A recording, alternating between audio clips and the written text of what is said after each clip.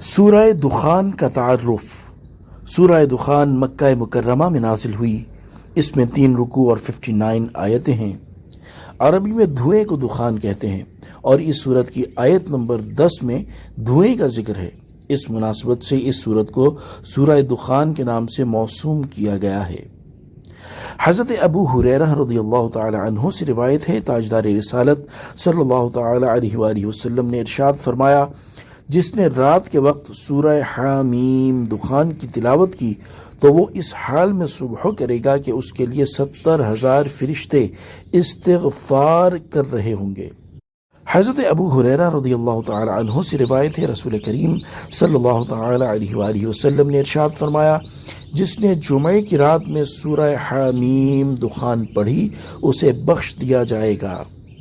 حضرت ابو امامہ رضی اللہ تعالی عنہ سے روایت ہے، حضور پر نور صلی اللہ تعالی علیہ وآلہ وسلم نے ارشاد فرمایا، جس نے جمعے کی رات یا جمعے کے دن میں سورہ حامیم دخان پڑھی تو اللہ تعالیٰ اس کے لیے جنت میں گھر بنائے گا۔ اس سورت کا مرکزی مضمون توحید و رسالت اور مرنے کے بعد دوبارہ زندہ کیے جانے اور اعمال کی جزا ملنے کا بیان ہے۔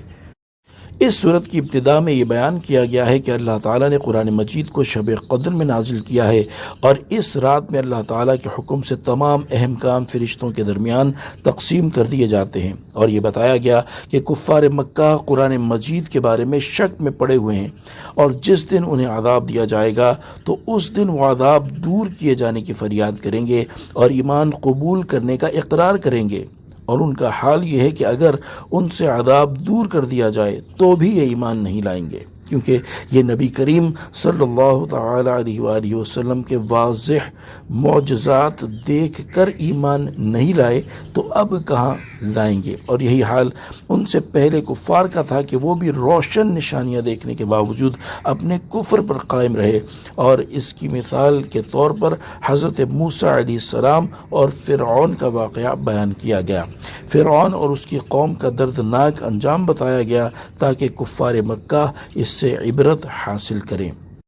کفار مکہ نے مرنے کے بعد دوبارہ زندہ کیے جانے کا انکار کیا۔ ایک بادشاہ کی قوم اور ان سے پہلی قوموں جیسے عاد اور ثمود کا انجام بیان کر کے ان کا رد کیا گیا۔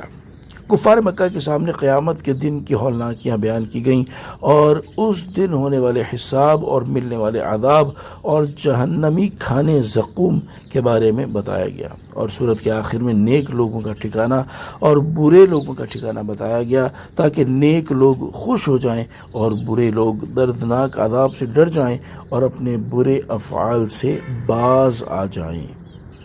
صلو علی الحبیب صلی اللہ تعالی علی محمد صلی اللہ تعالی علیہ وآلہ وسلم۔